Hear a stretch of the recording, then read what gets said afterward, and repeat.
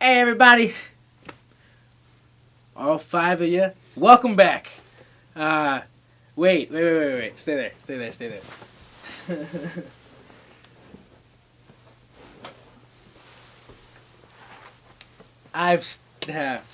doesn't. I haven't thought of something yet for that. But welcome to the show, the second episode. Think of that first episode as like a zero issue, if you will, because honestly, we're still playing around with the damn name of this show. Like, I just texted Brian on the way here. Say, hey man, I'm thinking about a different name. Comic Casual sounds great, sells it really well. You kind of know, hey, casual comic book reader, blah blah blah. But I had like a stroke of inspiration the other night, and because we are kind of flying by the seat of our pants on these, as you will see, because you're gonna see it again. I also have a feeling we might call it, are we on the same page? And I just like asking the question, are we on the same page? It kind of has a ring to it, so we'll see. So by the third episode next week, I hope that we'll have a name down. But for the meantime, welcome back to Comic Casual, or asterisk, are we on the same page? Or I could just make that my damn, like, catchphrase. It's been decided. It's my catchphrase. Welcome back to Comic Casual. I hope we edit some of this out. If not, it doesn't fucking matter, to be honest. You just saw the whole decision being made in real time, okay? This is how genius works. You heard me say it. That's not a humble brag. That's a brag. I be bragging. Alright, back to Planet of the Apes. Alright, so, last week, if you didn't watch the review of the first issue of the Planet of the Apes Green Lantern crossover here that happened in 2017, go watch that. Sometimes YouTubers will put a link somewhere. I'm just going to do one of these. Maybe a link will show up. If not, it's just as entertaining to see me do jazz hands. It's also nice. So, I never know with Brian. Sometimes I'll look at these videos, I'm like, that's funny. That's what he did. That's what he ended up doing. Surprise. It'll be a surprise to me too. First issue done. Big recap. Obviously, Green Lanterns, Hal Jordan, Guy Gardner, Sinestro, the Red Corps. All these Green Lanterns get sucked into a different universe where mankind destroy themselves, aka the Planet of the Apes universe. They meet up with the main characters of the film from the 1960s, Dr. Cornelius, and, I want to say her name is, guys, I don't remember everything on the way here. Hold on. I could pull up my phone. I could do that, but, I have the book right in front of me. I could go straight to the source. I forgot the lady's name again. Hold on. Right now. But, okay, in any case, the ape lady. I'll remember her name in a second. Give me a second. It'll happen. But, to continue on with the little summary, the Ring of Power, the big one, was actually found on that planet, and there's this big old hoopla about it. Sinestro comes down to try to come and get it. Well, you don't really know that till later, I guess, technically. But we all know where this is going, all right? We all know that that's what this is about. So, that's a great segue into, the number 2 issue of this comic. These covers are, dare I say, beautiful. They are very nice to look at, and like I said, just feels great on the fingertips. You just gotta believe me on that. You just have to. So I'm gonna show you the rest of the comic book covers, because we're gonna go through the 5 in summary, or the 4 in summary. No, it's 5 because 6 issues. We're gonna go through the 5 in summary. That first comic was just kind of an introductory point, and now you'll get the nitty-gritty of the story, kind of in the special way that I do it. So I hope you're prepared. So that was number 2. We're going on to, just so you guys get an idea, number 3 right here as well. Just gotta get an idea of what these look like and why I'm obsessed with them. Alright, so that was number 3. Alright, and number 4. And what's cool is that the covers don't necessarily have anything to do with what's going on inside. Sometimes I low-key kind of wish like, that should be somewhere in there. This looks like a really good scene, but it's nothing. It's nothing.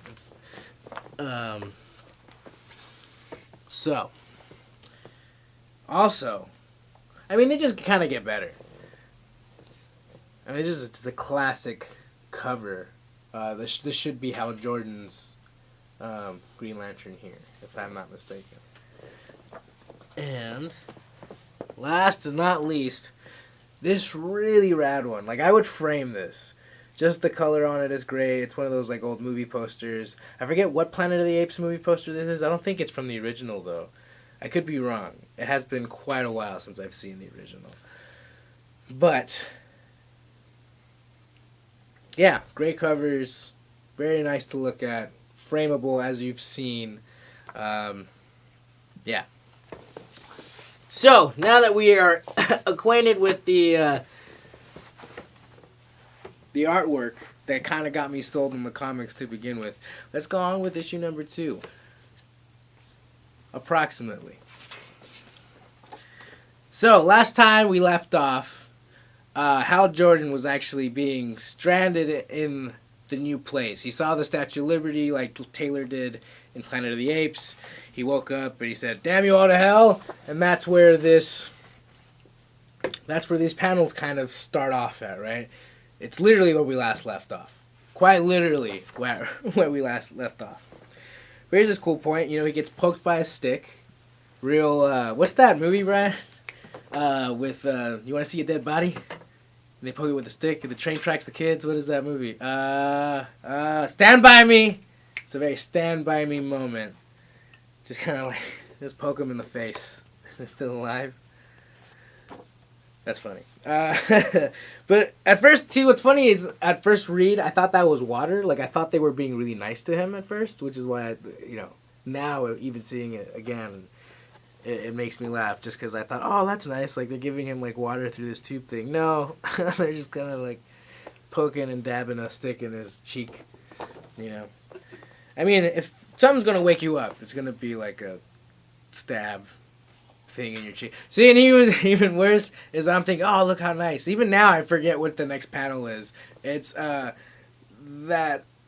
It's not the main soldier, but he's one of these assholes.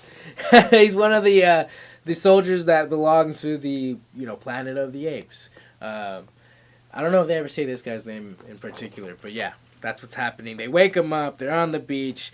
There's obviously a confrontation. The only humans up until this point that they've known is Taylor and gang, right? Taylor and co. from the first movie. So, they wake him up, say, "What's up?" They're like, "Oh, crap, he can talk." And he stands and fights as if he still has a power in his ring. But as we'll find out, he doesn't, for reasons. And, so the guy's being mean to him, this ape. And, he gets his world rocked, as you can see. In my head, I don't know how he didn't see it coming. He's he's literally looking. He's like, punch. Like, he's like, I don't know. Like, I kind of feel like at this point, he should have done something. Like, he should have realized he didn't have power. I don't know. Something about me, this part of the book kind of irks me in the sense that I feel like he should have put up more of a fight. It's Hal Jordan. He doesn't just go down without a fight, it's Hal Jordan. So that, it still kind of like irks at me. Even at first read, I was like, oh, come on, that was a little easy. But, you know what? Forgivable, solely due to the fact that I read the whole book at this point, and hey, I enjoyed it. So that's just my one critique at this point, if I could point one out. So, Cornelius back in Ape City, or whatever. No, it's not Ape City. It's that place where he found all those ghost people in the first issue. The Lord of the Rings: Return of the King ghost people that were humans on the planet and were involved in some of that ring power at some point for some reason. So, he's hanging out with them, Dr. Cornelius. He has the ring on. Right now, obviously, he's angry. Why? Because he sees Taylor all potatoed out. He's all like, no. Not even no. There's nothing coming out of it. Look, he looks like blank, stared face, seen ghost thing. Oh, this is cool. I'm lining up his face to my face right now. But I digress. So, he sees Taylor locked up. He's obviously upset. And he's obviously going through... This is what's really great. This is the subtle touches. You know, when you saw the video, you see me get kind of real happy when I find out that the suit changes color whenever his emotions change. It's still just such a subtle thing that really, as I read on, really makes me I don't know, it's like the attention to detail at that point about like making sure that it's staying consistent issue in and issue out. Obviously he's upset, he's got the red suit on.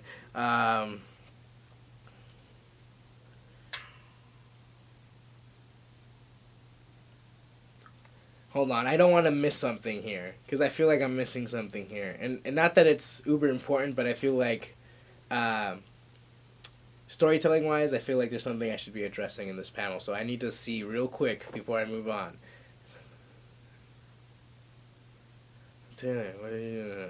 When we sensed the presence of God, we questioned him. He was difficult, so we sought to. What did you? You know anything of?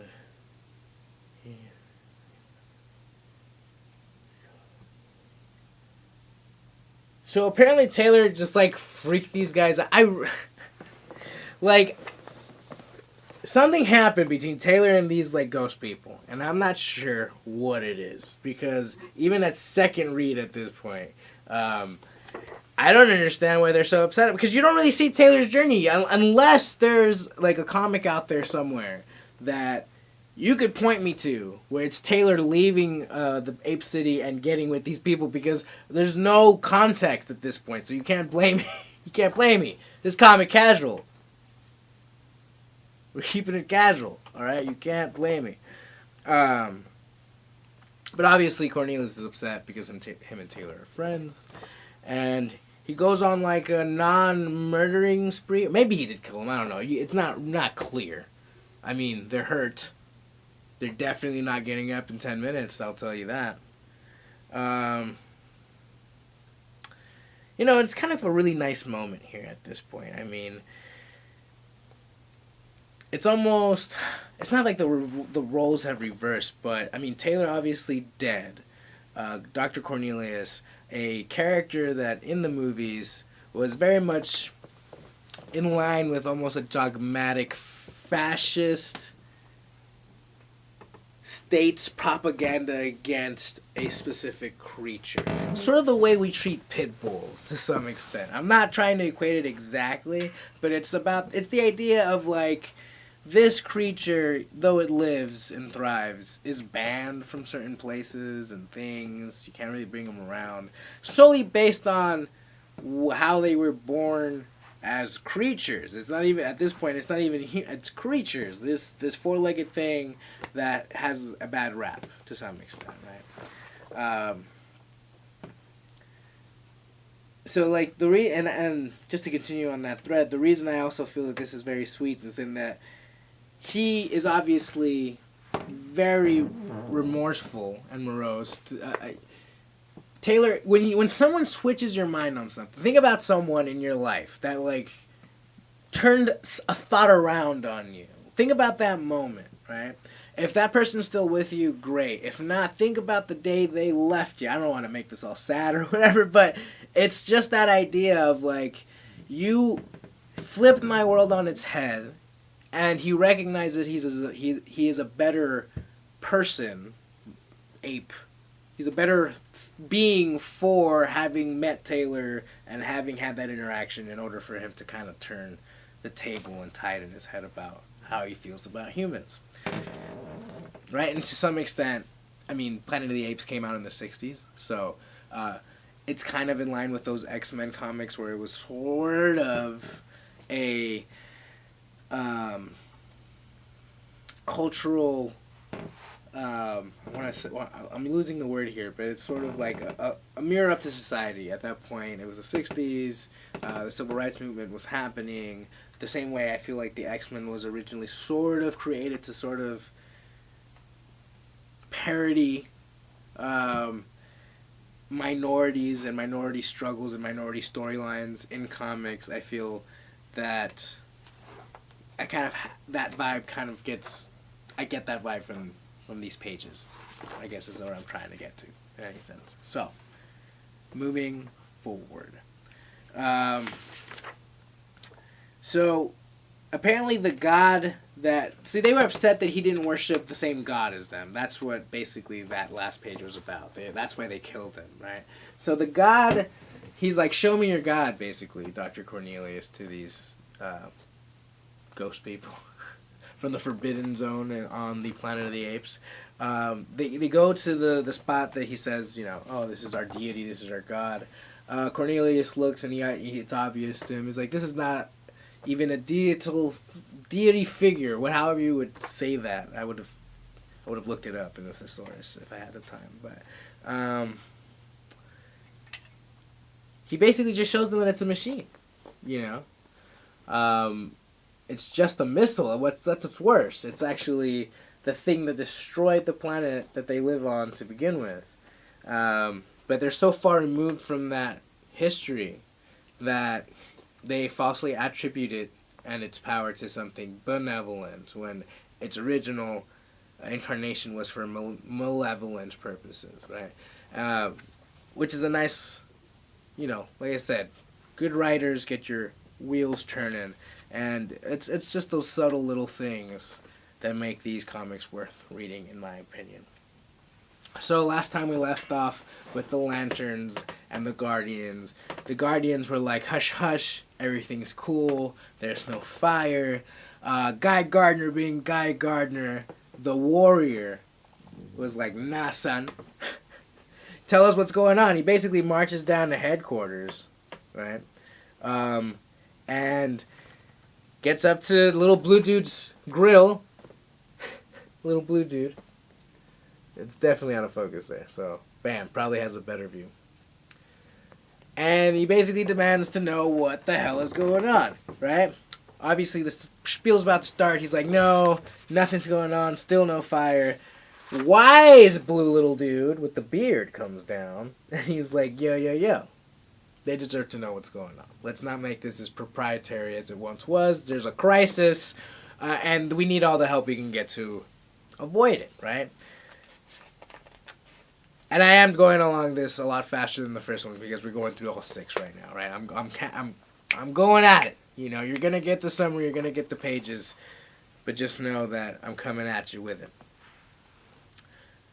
So, they get to a story where back in the day, they're starting to talk about this ring of power. So there's this little other guy, and I like how they made him look evil. They always make him, like, look evil, right? There's always, oh, he's one of us, but he was evil. And they make him, like, this, like, generic thing with, like, certain... Okay, good. I was about to say, maybe it was in my head. No, it looks... It's a little problematic in my... Have you guys ever seen Borat? You ever seen when he's like doing the parade at Kazakhstan and he has those floats that aren't very PC and are very derogatory towards a group of people? That's kind of what this guy looks like to me, if I'm not wrong. See, like, if you know Borat, you know what I'm talking about. I don't really want to have to spell out and say, you know... It's what... God, no, I can't do it. If you know Borat, you know Borat. Go watch Borat. You'll see something that looks like this, and that's what I'm saying. It's a little problematic, but... Because it's like the evil one, right? That's not cool, man. That's not cool.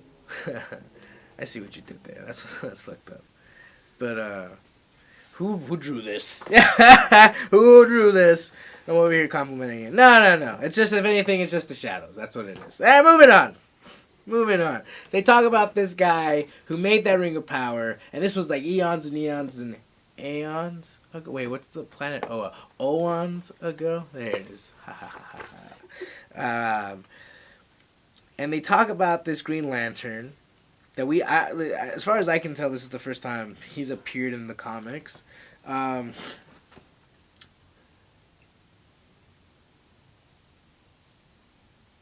It just basically it confirms everything we were saying in the first book. It's basically this big old powerful thing. It's hard to control, and when they found that out, they knew they had to get rid of the ring, right? So they got this Green Lantern. He kind of looks like Loki looks like Nightwing a little bit. Like, I don't know if you see that. He's right here.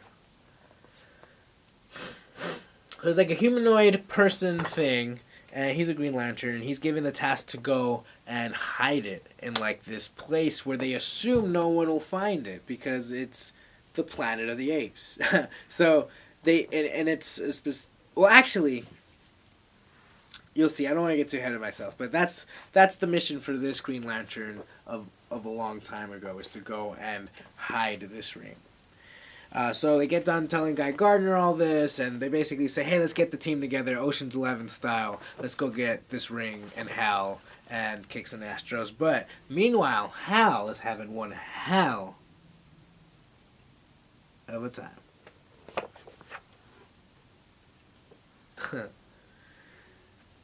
That was good. You know, in SpongeBob, where Poseidon is eating the burger, the Krabby Patty, for the first time, and he's like, "That was so good, I think I'll have it a second time."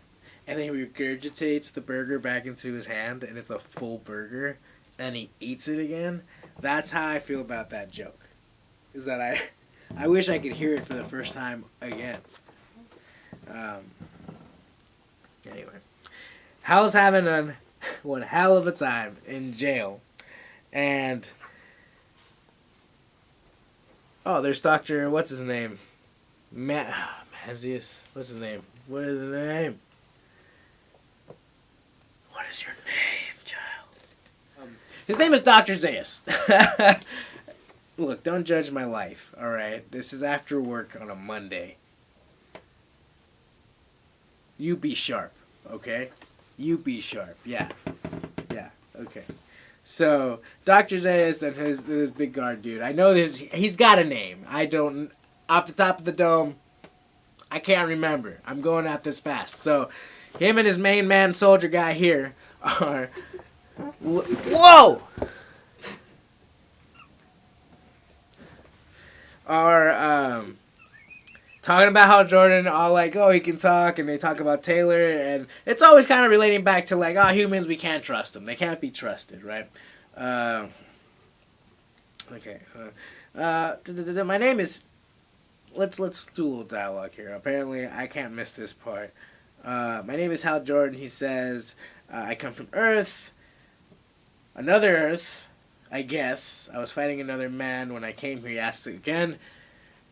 Zaius again. They're just obsessed with the first human they ever met that was smart, which was Taylor, right? They kind of, well, if you know the end of that movie, you know that they were chasing him at the end of it. They wanted to stop him from getting word out about human society before apes reign supreme. So he talks about Sinestro and what he's up to and how they got there. And they basically just tell him to shut the hell up. You know, he's basically, he's subhuman to them. He's sub-ape. He doesn't matter. Alright, so this is kind of like a panel where they start sort of foreshadowing something that'll happen a little bit later. And they're sort of questioning how and why. They think Taylor and Hal are sort of connected, but they're not. But they're putting the pieces together that these people are coming from the same place, even if they say they think they're lying about being from Earth. But they're not. They do believe they're from the same place, but they think it's from somewhere on their planet in their timeline. So that's kind of what they're coming to a conclusion at this point. But they're also sort of hypothesizing about how and why these people were attracted to them or to that place and time in general. And they start talking about a trinket, which again, sort of this foreshadow to something that comes a little bit later. They have something in their possession which they want you to think is the ring. the ring we've been seeing. But you'll quickly find out that it's not the case. So obviously Hal, the Hal I know, the Hal I wanted to see in that first page is here doing the thing he should have been doing. Fucking kicking ass and taking names. He pretends to play sick. Oh, he plays sick. The guards come up and say, "Hey, what's up? Is he alright?" Dumb guard number 1 goes in there, gets leg swept. Dumb guard number 2 doesn't have his dukes up, gets sweet chin music with both feet. A hanging sweet chin music is what we call that. A missile drop kick. A missile drop kick. See, fucking Brian coming in with that knowledge, son. A missile drop kick. He missile drop kicks this ape, and he locks him up. You know, the tides have turned. A little thematic play here with who's in the cage now, but who's in the cage now, because it's like a double reversal, right? Because he's originally not in the cage. They're caged. You know, clever. So, yeah, he rocks the world. He gets the gun. He gets a gun, one of their guns. And then... Oh, Zira! Her name was fucking Zira. My bad, guys. Her name is Zira. So, moving on. Zira and gang meet Taylor. And they're in the cell. And Taylor thinks that they're one, you know, the bad apes. You know, and why would you even think that? There's no such thing as a bad ape, you know. It's just how it's their environment, you know, the products of their environment. Nurture versus nature, yada, yada, yada, yada. This is now Hal being racist, inherently racist. Just because they don't look like you, Hal, doesn't mean you have to point a gun at them. Alright? We all know how you police types are. Ultra happy.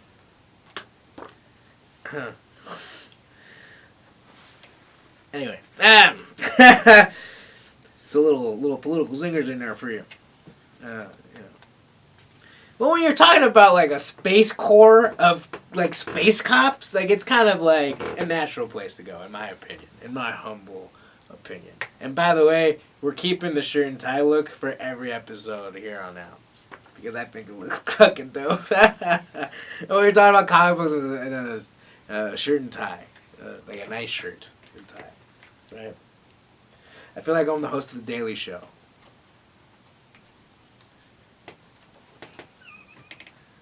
Okay. So they basically then fess up and say, "Hey, you get something about Taylor." Obviously, they keep going back to Taylor. It's like they're obsessed with the guy, and it's almost like they keep pushing you. Remember, Planet of the Apes, Taylor. We're still in this bitch. That's kind of what the writers.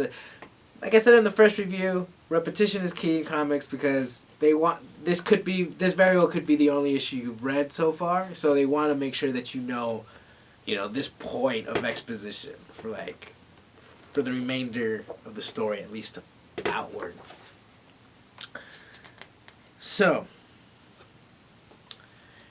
after Dr. Zaius and his main hench crony guy, the guard, have their talk about, where these humans that can speak are coming from, and it's, they say, hey, it's that forbidden zone on the planet, where, from what I gathered, they also knew that Taylor fled in that direction on the way out from the movie, which is basically where the other humans were that did talk or that were, smarter, if I remember that correct.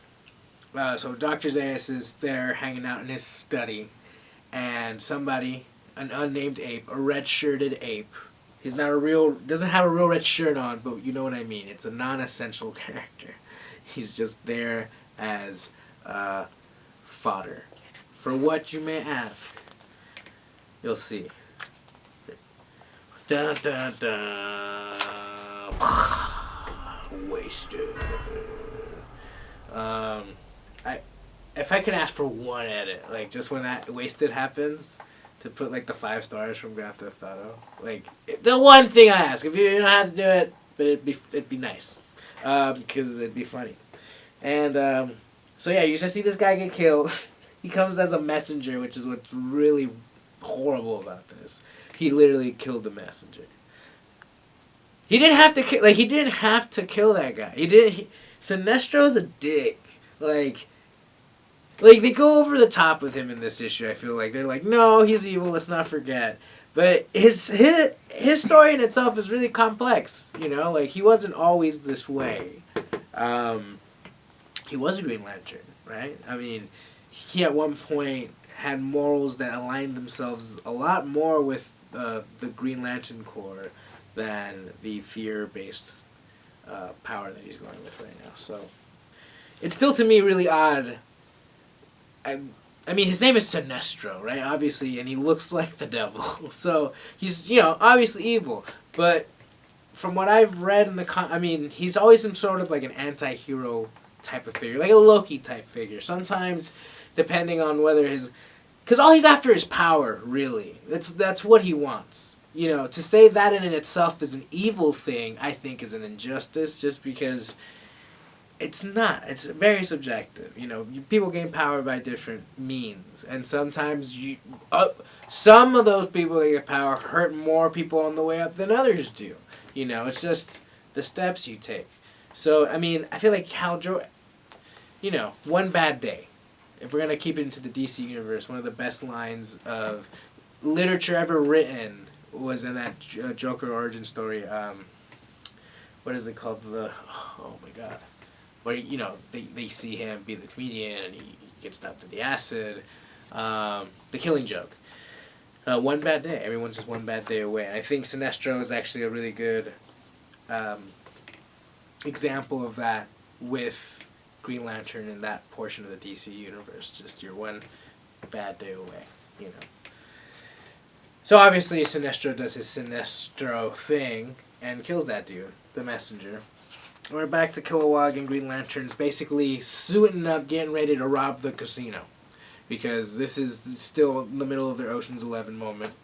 And the thing is, the one bit of tech kind of story that I kind of left out in the last issue, and I don't even know if it really was mentioned there, but it was more alluded to in this issue, was the fact that the dope ring, the powerful one, the MacGuffin, that one, actually messes with the power of the Green Lantern's rings. That's why Hal Jordan couldn't fight.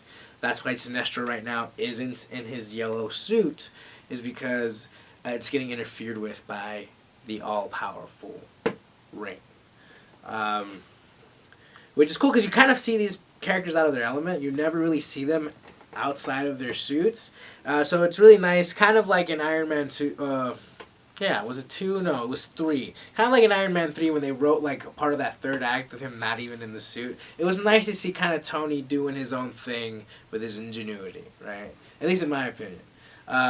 Same extent with here. I feel like the fact that he's not in his yellow costume and he still manages to do these things is, it speaks a lot about his character. It does definitely say how malicious of a person he is.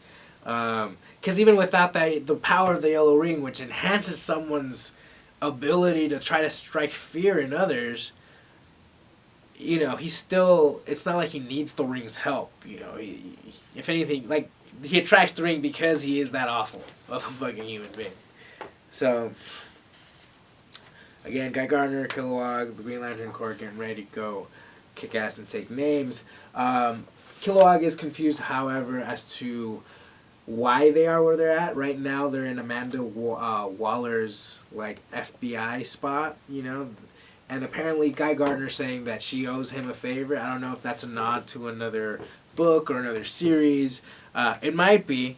Again, you let me know, because it's obvious I don't. But basically, Guy is saying, I've got a favor that Amanda owes me. What could that possibly be? Now, let me tell you. Honestly, I should have seen this twist coming. I should have. It's almost the only natural place this comic could go, knowing the universe is involved. But let me tell you the excitement that hit my heart when I found out what that favor was that Amanda owed Guy. And it was basically the addition to someone on their team that may be a little bit more of service than anyone else that's already on that team. Who might that be? I think one of the DC Universe's greatest villains, personally. I mean, this comes from a guy who... I mean, I played DC Universe online a lot, and he was one of the hardest characters to kind of beat whenever you got to, like, the higher levels. Because they would match. You know, if you're, like, level 20, they'd be level 20. They'd always be tough. Without further ado, let me just show you.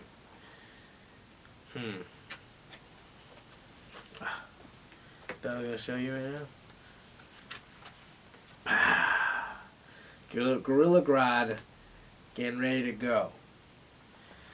Right there. The most menacing thing you've ever seen in your life. He's like, who are we gonna use? Who's gonna help us? I know just the dude. It is Gorilla Grodd. Like I said, I think personally one of the best villains in the DC universe.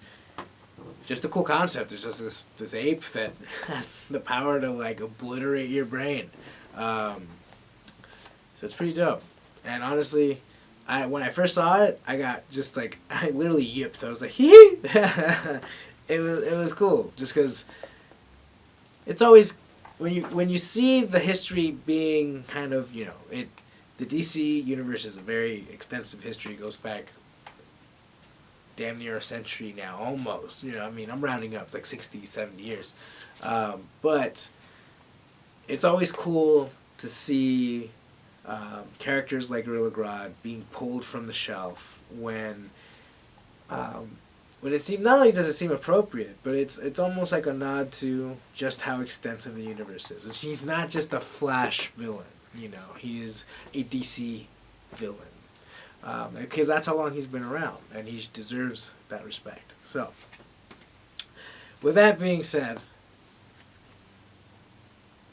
I'm only going to do this one, because this review is already really long. I thought I'd be able to get through 4 of these, but as you can see and tell, I can get a lot out of a little. And so no, this little video podcast thing I'm doing it's going to be like an issue a week.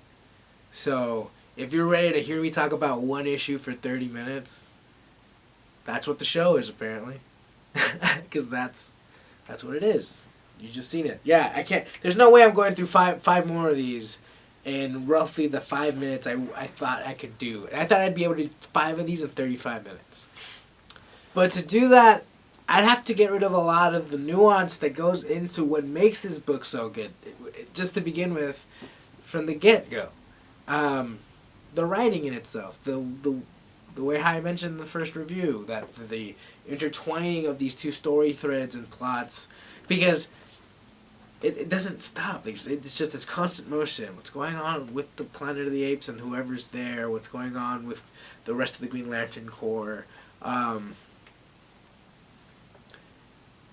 You know, every issue, as it gets to the apex, right? I mean, we're getting there. Actually, we're not even really close, but I had already mentioned how the pace really feels very quick when you're reading it in real time. And, you know, this issue actually just kind of helps bolster that opinion, that observation from the beginning. Great read. Obviously, I'm still recommending the book because I'm reading it as we're doing this together. And hope you enjoyed the review for this second issue. Yeah.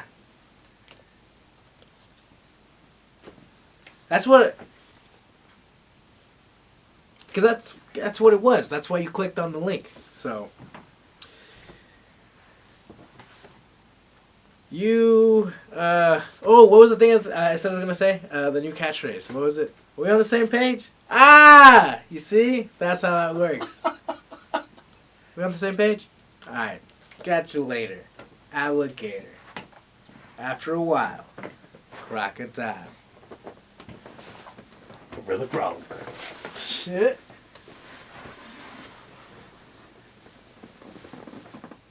I'm going to read this now.